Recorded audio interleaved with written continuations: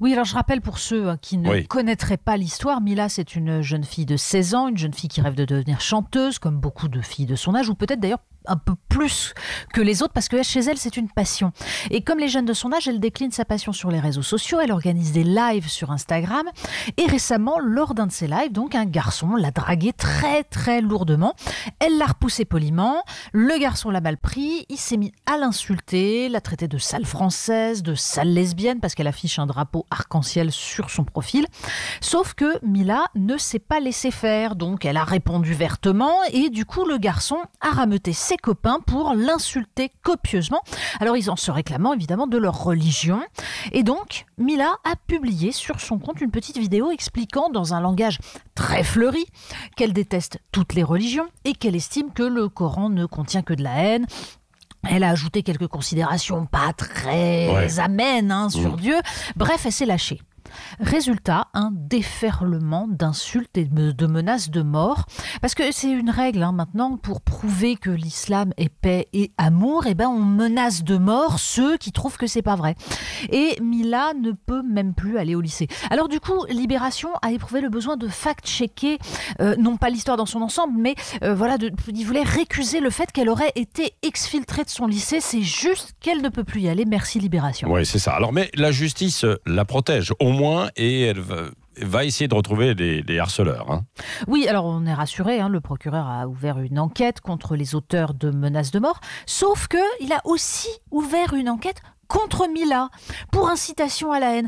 Oui, parce qu'elle a répondu à des insultes homophobes, racistes et sexistes par une diatribe contre la religion en général et l'islam en particulier. Et alors le plus délicieux, ce sont en fait toutes ces réactions très doctes, très posées sur les réseaux sociaux sur le thème « c'est pas bien ces menaces, mais elle aurait pas dû être grossière envers l'islam, il faut respecter les croyances ». Même une association comme Ni pute ni soumise, qui a décidément renié ses racines, ergote de cette façon-là. En fait, une fille se fait harceler, agressée, et c'est elle la coupable. Oui, et pour l'instant, est-ce que les politiques ont vraiment réagi ? Rien. On attend Marlène Schiappa qui est aux abonnés absentes, tous les autres aussi. En fait, on attend surtout que quelqu'un au gouvernement rappelle quelques bases. Par exemple, celle-ci. Ce n'est pas que le blasphème est autorisé en France. C'est que le blasphème, ça n'existe pas en France. Parce que c'est un concept religieux, le blasphème, et que la République n'a pas à reconnaître les concepts religieux.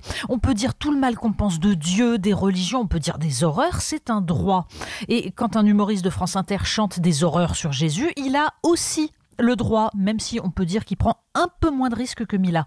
Alors bien sûr, il y a peu de chances que la plainte contre elle aboutisse, parce que juridiquement ça ne tient pas justement, mais tant que la justice française prétendra, pour faire plaisir à l'opinion, qu'on peut confondre anticléricalisme et incitation à la haine, nous serons tous en danger de voir s'évaporer des siècles de conquête de nos libertés. Oui, merci évidemment Natacha Polony pour cette affaire. On y reviendra aussi avec Elisabeth Lévy tout à l'heure dans le petit déjeuner de l'actualité à 9h moins le quart. Un mot de la une de Marianne, Natacha, ce week-end ? Oui, la une de Marianne, violence contre violence, parce qu'on voit bien que les tensions montent et on vous explique comment en sortir. Et aussi une très belle enquête. Au secours, mon magasin ne vaut plus rien. C'est souvent la retraite des commerçants et les fonds de commerce s'effondrent. Ça, c'est une enquête absolument essentielle. Oui, merci Natacha Polony, directrice de Marianne, comme chaque vendredi sur Sud Radio. Et à 7h40.